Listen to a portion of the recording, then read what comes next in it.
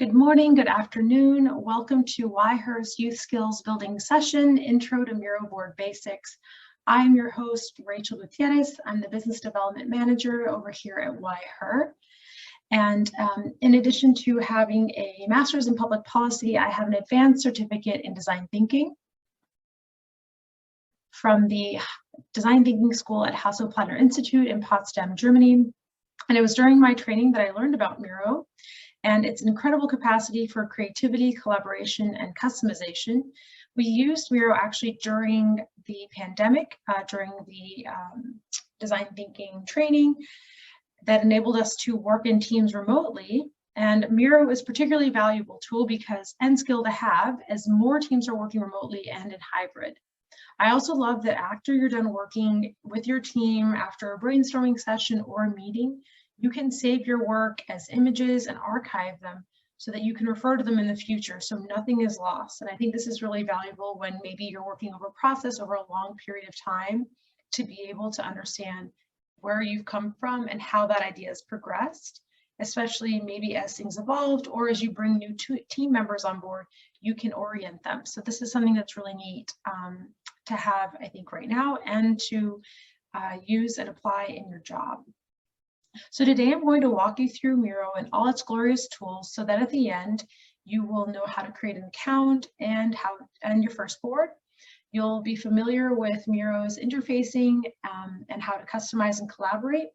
And then at the end, I'm going to show you how you can select and adapt Miro templates and actually walk you through one that I've developed. Before I jump into the session, though, I want to give you an overview of Miro and why it's important skill to develop.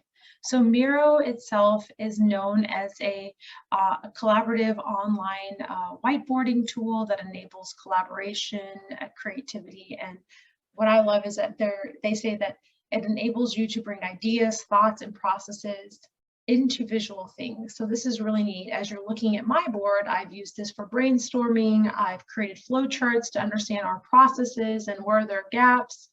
I've done skills like team building activities here at YHER. I've tried to capture learnings.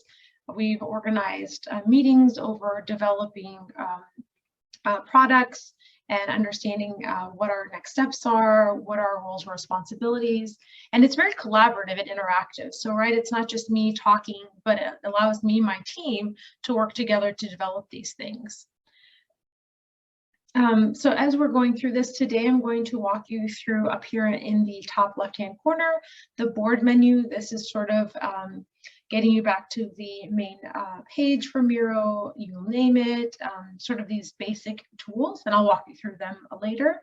But just to orient you, the collaboration tool is over here where you'll interact with your teammates. The far right-hand upper corner is the communication tool that enables you to communicate with your team. And over here, we've got the creation toolbar, which allows you to create all of these amazing things and applications as well to integrate, for like example, with Google Docs or Zoom. Those applications are stored here. And underneath, you'll see that there's an undo and redo buttons. So honestly, Miro is very forgiving. When something is deleted or overdone, you can save yourself. So there's no sweat in Miro. And then especially down below, you have an overview of where you can find frames, because as you build up your Miro board, this can be very crowded and it can be tough to find out where was I working last or where was that one board. It's also just really important to name your boards appropriately so that you can locate them later, as well as board history, so you can see who's been working where and track your team's progress. And then lastly, down here in the bottom right-hand corner are the Zoom controls and the navigation toolbar. And this will allow you to look through the board, which is a massive space, and you can create quite a bit on one single Miro board. But before you can begin to use Miro and all its tools, you need to register with an account. And this can be done in 3 easy steps. Over here, the first thing is to include your name, your email address, set up a password, a strong password, so that you don't have to worry about any security breaches. You have to agree to Miro's terms, but you can also choose to sign up for any sort of updates And I think this is really helpful because Miro has evolved since I started using it 2 years ago. And that's been pretty incredible. And also too, there's no payment to use Miro. You can use this for free. With a free account, you are allowed to use 3 boards, and you can archive them and create a new one. But it's really, it's very accessible. And so once you've created that and you've get started now, you will receive a confirmation code to your email. So also make sure that you are spelling your email account correctly. And if you don't see that that code pop up, I would suggest looking in your spam or going to the help center. Miro's support is very responsive, and also they've really made some very user-friendly. So after this training, if you still have questions, you can go to Miro's website and they can walk you step by step through each tool. It's really impressive how they've taken such time to ensure that everyone knows how to use it. And then lastly, registration. So this is how you get your account started. So now that you've got this, let's walk you through how to create a board. So you've got sort of, you've already created this. When you get onto Miro, you're going to go to this dashboard page. As it loads very slowly.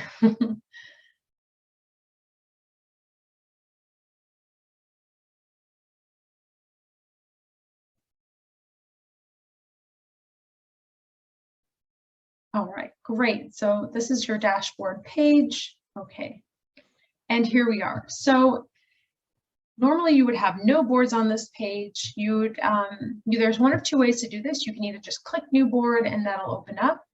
You'll also see that there are pre-made templates, and we'll address this at the end of the session. Or simply you can type in Miro.new. And this will also allow you to just bring up a board. So we'll create a shared board for this.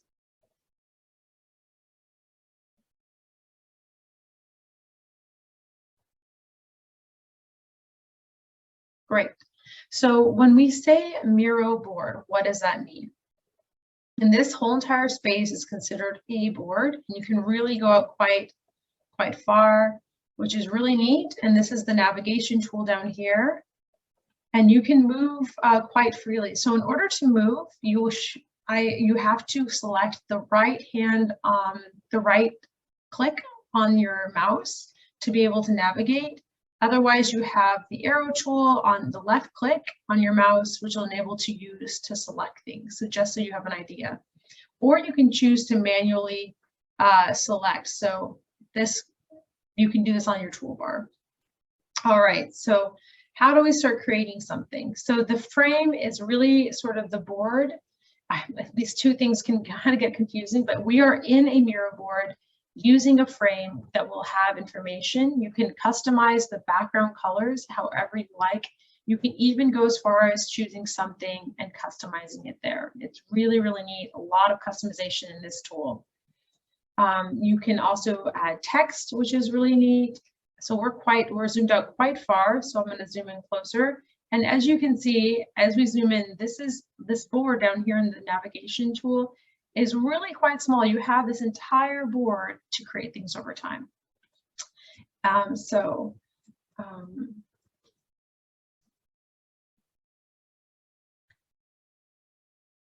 this is something just as basic as changing font sizes. I mean, you really have complete customization. You can highlight things. It's really, really neat. And also change the background if you want to be clear. So complete customization, and you can add bullets and text. It's really neat with how you can do this. You can also, let's just say you're working on something and you've created text. You can add a colleague and have them follow up with you. But the important thing is, like, how do you even do that? So this is what leads us to this up here, the share. So this is where you can share with your team. You can either, first you got to title it.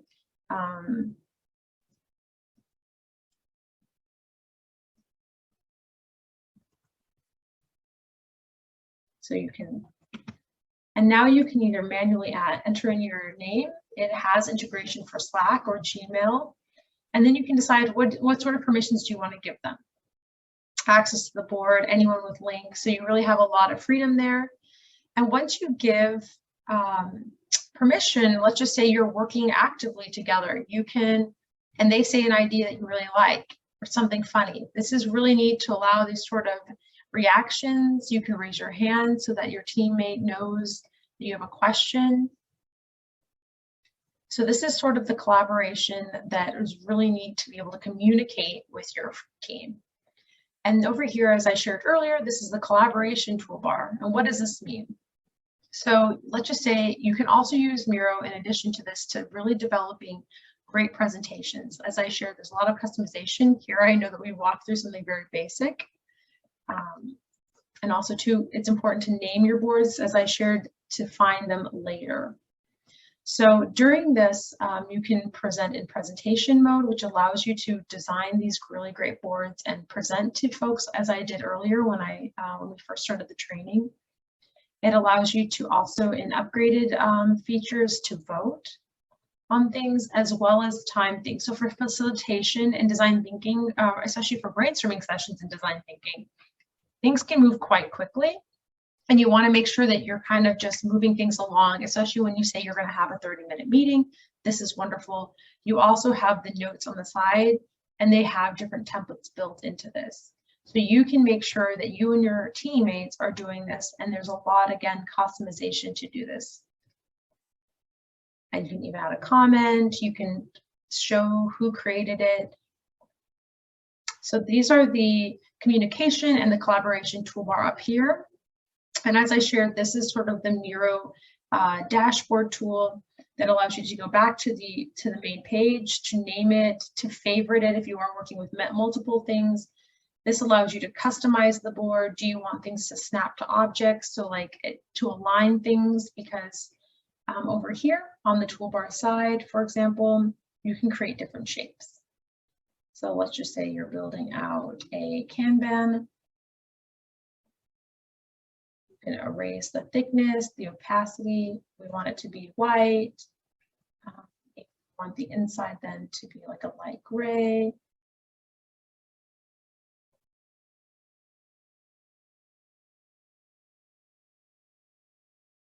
With a white background. And you double click on the inside to be able to type directly into this. And when you type into a bar, you do have into a shape, you do have limited functionality versus like if we had used a text. And so look at this, how it goes behind and not in the front. What is going on here? It's because of the order in which these things are created, which affects how the order in which the visual. So if you're having this, you just right click on this, bring it to front, and now you've got this. So in a way, you've got some functionality with like the order and everything, and this is how you resolve that. Also, one of my favorite things, in addition to obviously being able to write and create shapes, which creates structure for your meetings, is the sticky note. So what's really neat is that you've got all of these colors to really create sort of different ideas and to capture this. Collaboration. So let's just say you're asking like, well, what are elements of great teamwork? Your team has the opportunity to really write in this and to put these ideas in there. And let's just say you're working with multiple boards. So this is moving, right? What do we do here to prevent things from moving, especially when you're working? You lock things. So now this isn't going to move anymore. But the thing is, if you ever want to delete something or change something, you always have to unlock it. And they've built in this really neat feature so that you have to be very intentional about doing this. So here we are. And I think what's really neat, to select multiple things, you can drag over them. You can also click and then hold shift, click and then hold control also. So click it and shift or control allows you to do that. And you can change the shape. And what's also really neat about Miro is that you don't have to change, if you have it on auto, the font size will change automatically. And you can decide between a regular or more of a scripted sort of look. So if you like that handwriting look, and then again, some functionality within that. You can hyperlink things. You can also show the author. So if you're in a group and you want to know whose idea is what, You can tag things. I mean, it's just, there's a lot of functionality in how you use these. And I think what I love about the sticky notes is they're excellent for using during ideation or brainstorming meetings with your colleagues or friends. Or let's just say you're doing something like really speed brainstorming, great qualities of teamwork, honesty. And so I can just keep going about this.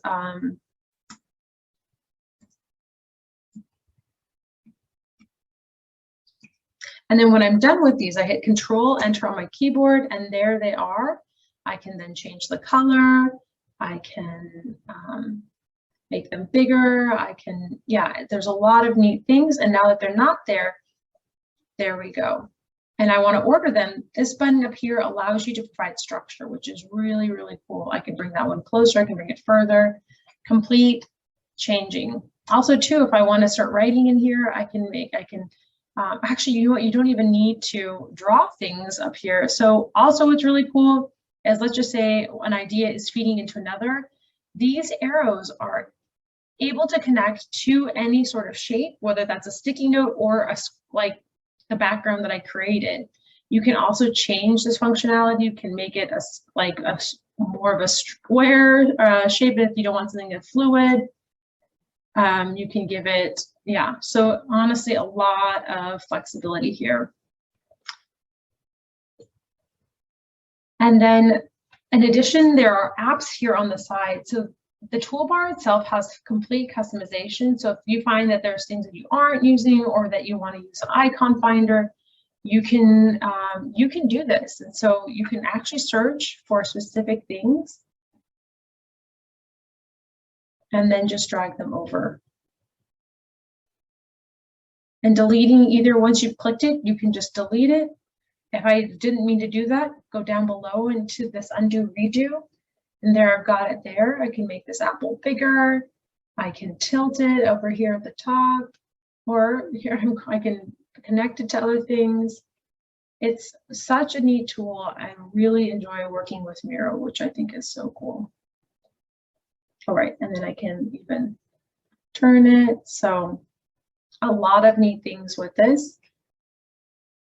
You can add charts, mind maps. These are sort of structures that you have already built into. I think for the sake of today, I just want to give you sort of a basic overview so you can feel comfortable in being able to jump into this. There's commons. Here's where you can build a frame if you want to upload an image, for example.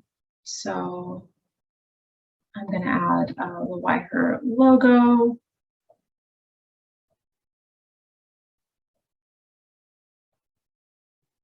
Or badge.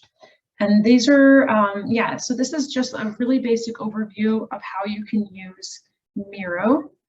I hope that this is helpful so far.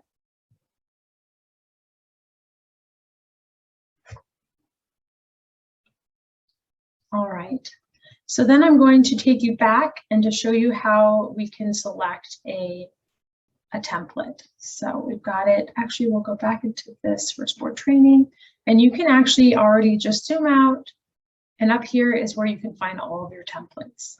And what's neat is that you can start to use them for very specific things: meetings, workshops, ideation. I mean, it really is all there for you. Most of them are free and you do not need. Oh yeah, and I love icebreakers. I think this is a great way, I think, to build connection with a team before you delve in and start working on things. So for this one, let's see. Actually, let me take you through the one that we've done in the past that's already sort of filled out, and you can get familiar with how we do it there.